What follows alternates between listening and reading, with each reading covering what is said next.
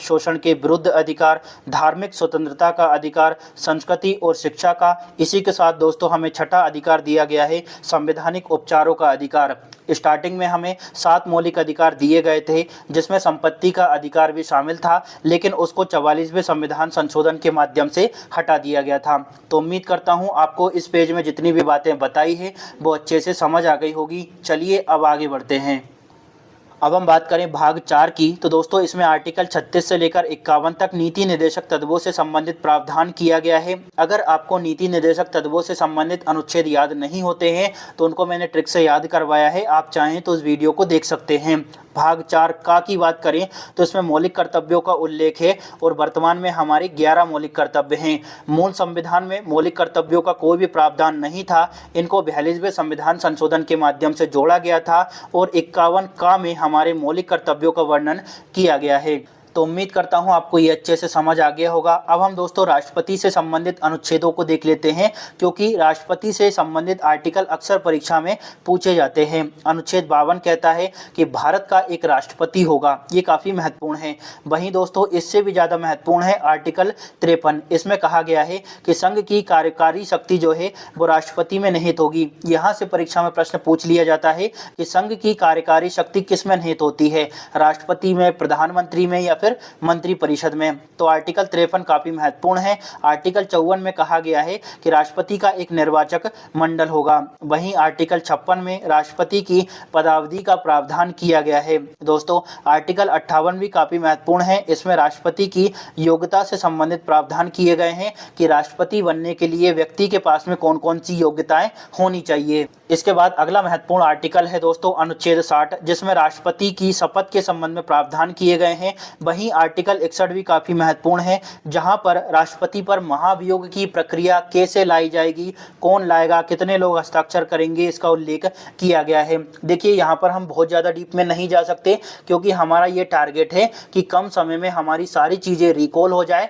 और रिवाइज हो जाए। आर्टिकल 72 भी काफ़ी महत्वपूर्ण है, जहाँ पर राष्ट्रपति की क्षमादान की शक्तियों के संबंध में प्रावधान किए गए हैं। इसके बाद अगला महत्वपूर्ण आर्टिकल है दोस्तों अनुच्छेद 111, जिसमें संसद द्वारा पारित विधेयकों पर राष्ट्रपति सहमति देगा या फिर नहीं देगा या फिर अपनी वीटो का प्रयोग करेगा, इसके संबंध में उल्लेख किया गया है। आर्टिकल 123 भी काफी महत्वपूर्ण है, जहां पर राष्ट्रपति की अध्यादेश जारी करने की शक्ति के संबंध में उल्लेख किया गया है।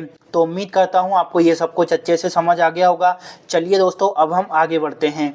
अब हम प्रधानमंत्री से संबंधित आर्टिकल्स की चर्चा कर लेते हैं। दोस्तों अगर आपको स्पीड ज़्यादा लग रही हो तो आप उसको कम भी कर सकते हैं। यूट्यूब में स्पीड को कम या ज़्यादा करने का फीचर होता है, ये तो आप जानते ही होंगे।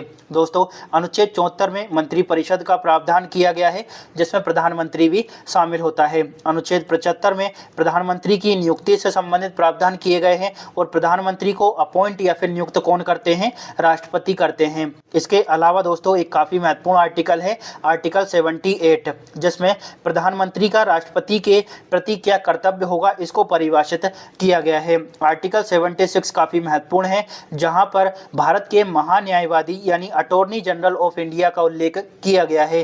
तो इसको अच्छे से याद रखिएगा दोस्तों। 76 और 78 काफी महत्वपूर्ण है और ये कई बार एग्जाम में रिपीट हो चुके हैं। संसद से संबंधित अनुच्छेदों की बात करें तो पहला आर्टिकल है 79, जिसमें संसद के गठन और उसकी संरचना को परिभाषित किया गया है। अनुच्छेद 80 में दोस्तों राज्यसभा की संरचना का उल्लेख किया गया है और 81 में लोकसभा का प्रावधान किया गया है। तो उम्मीद करता हूं आपको ये समझ आ गया होगा।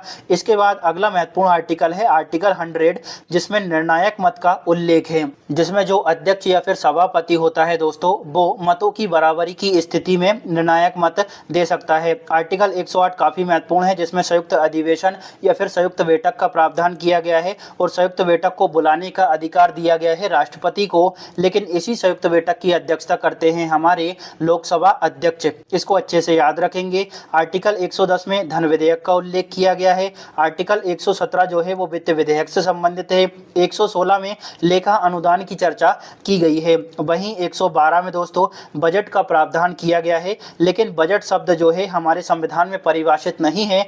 यहाँ पर दोस्तों वार्षिक वित्तीय विवरण की चर्चा की गई है, तो इसको भी अच्छे से याद रखिएगा। तो उम्मीद करता हूं आपको ये अच्छे से समझ आ गया होगा। चलिए अब आगे बढ़ते हैं। दोस्तों यहाँ पर आपको फिर से बता देना चाहता हूं कि हमारा उद्देश्य बहुत ज़्यादा डीप में जाना नहीं है, क्योंकि हम 10 से 15 मिनट में 1 से लेकर 395 तक के जो महत्वपूर्ण अनुच्छेद हैं, जो कई बार एग्जाम में रिपीट हो चुके हैं, उन्हें कवर कर रहे हैं। तो यहाँ पर आपको सारी चीज़ें रिवाइज होगी, रिकॉल होगी। अब हम बात करने वाले हैं मुख्यमंत्री और राज्य विधानमंडल से संबंधित महत्वपूर्ण आर्टिकल्स की, जो एग्जाम में कई बार रिपीट होते हैं। सबसे पहला आर्टिकल है 163, जिसमें मंत्री परिषद का प्रावधान है। इसमें कहा गया है कि भैया एक मंत्री परिषद होगी जिसका उद्देश्य होगा राज्यपाल को सलाह और सहायता देना। इसके बाद अगला आर्टिकल है 164, जिसमें मुख्यमंत्री और अन्य मंत्रियों की नियुक्ति के संबंध में प्रावधान किया गया है। 165 काफ़ी महत्वपूर्ण है दोस्तों, जिसमें महाधिवक्ता का उल्लेख किया गया है, जो कि राज्य का सर्वोच्च विधि अधिकारी होता है। इसके बाद दोस्तों अनुच्छेद 168 और 169 भी काफ़ी महत्वपूर्ण है। 168 कहता है कि प्रत्येक राज्य के लिए एक विधान मंडल होगा। वहीं 169 में विधान परिषदों के संबंध में प्रावधान किया गया है, जहाँ पर दोस्तों राज्य विधानसभाओं और संसद दोनों का रोल होता है। राज्य विधानसभाएं विशेष बहुमत से प्रस्ताव पारित करती है और इसके बाद में संसद जो है राज्य विधान परिषदों का गठन कर सकती है। तो ऐसा प्रावधान है आर्टिकल 169 में। और वर्तमान में दोस्तों टोटल 6 राज्य ऐसे हैं जहां पर विधान परिषद विद्यमान है। अनुच्छेद 170 की बात करें तो इसमें राज्यों की विधानसभाओं की संरचना के संबंध में प्रावधान किया गया है कि भैया राज्यों की विधानसभाओं में अधिकतम कितने सदस्य हो सकते हैं और न्यूनतम कितने हो सकते हैं। वैसे तो मैक्सिमम 500 हो सकते हैं और मिनिमम 60 हो सकते हैं, लेकिन कुछ राज्यों के लिए विशेष प्रावधान भी किया गया है, तो यहाँ पर आपको कंफ्यूज नहीं होना है। चलिए अब आगे बढ़ते हैं, बात करते हैं सर्वोच्च न्यायालय की।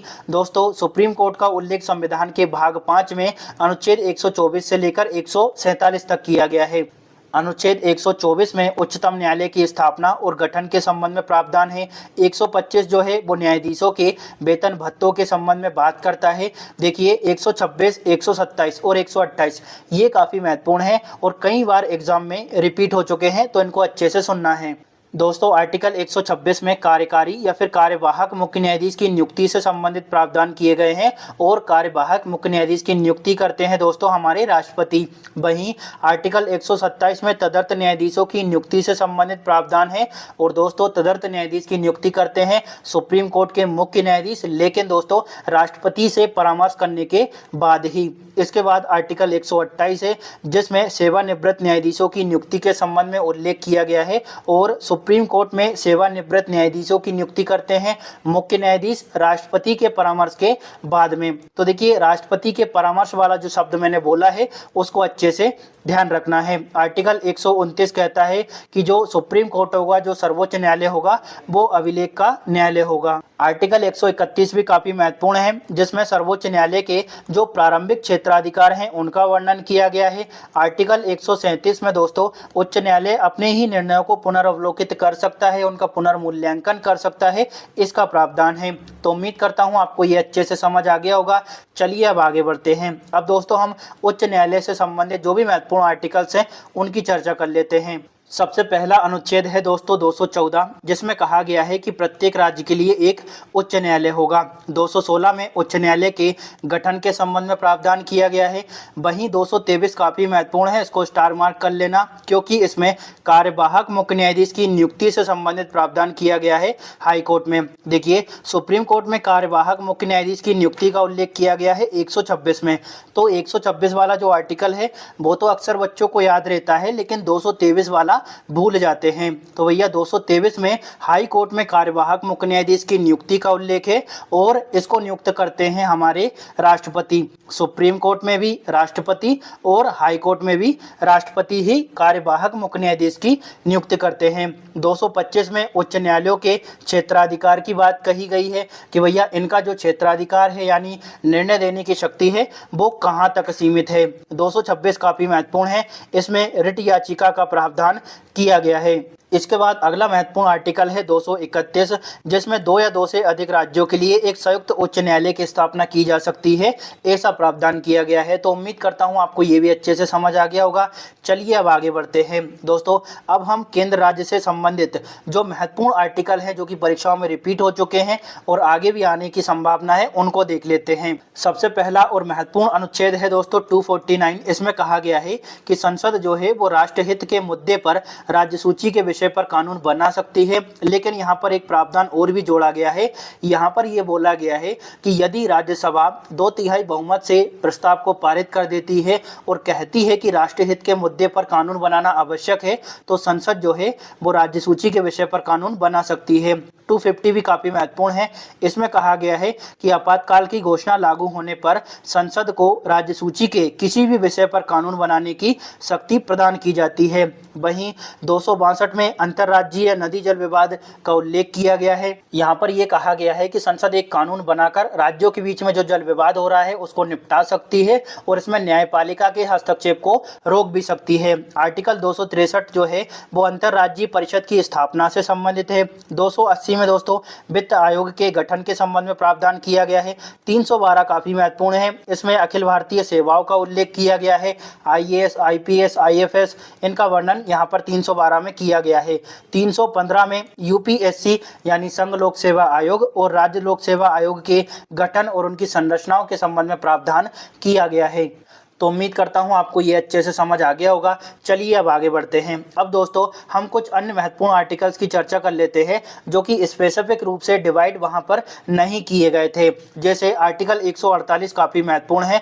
यहाँ पर नियंत्रक और महालेखा परीक्षक की चर्चा की गई है। ये काफ़ी महत्वपूर्ण आर्टिकल है। केग से रिलेटेड आर्टिकल्स अक्सर परीक्षा में पूछे जाते हैं। 213 में दोस्तों राज्यपाल के अध्यादेश के संबंध में प्रावधान है।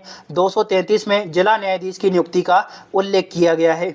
यहाँ पर आपको बता देना चाहता हूँ दोस्तों, जो जिला न्यायाधीश होता है उसकी नियुक्ति वहाँ का राज्यपाल करता है संबंधित राज्य के लोक सेवा आयोग और हाई कोर्ट के परामर्श के बाद में। 243 काफ़ी महत्वपूर्ण है। इसमें पंचायतों और नगर पालिकाओं का प्रावधान किया गया है। अगर आपको दोस्तों पंचायतों और नगर पालिकाओं से संबंधित महत्वपूर्ण अनुच्छेद याद नहीं होते हैं तो इनको मैंने ट्रिक से याद करवाया है, आप चाहें तो उस वीडियो को देख सकते हैं। 266 काफ़ी महत्वपूर्ण है। इसमें संचित निधि और लोक लेखा निधि का प्रावधान है। वहीं 267 में आकस्मिक निधि का उल्लेख किया गया है। इसके बाद अगला महत्वपूर्ण है अनुच्छेद 324 जिसमें भारतीय निर्वाचन आयोग के संबंध में प्रावधान है।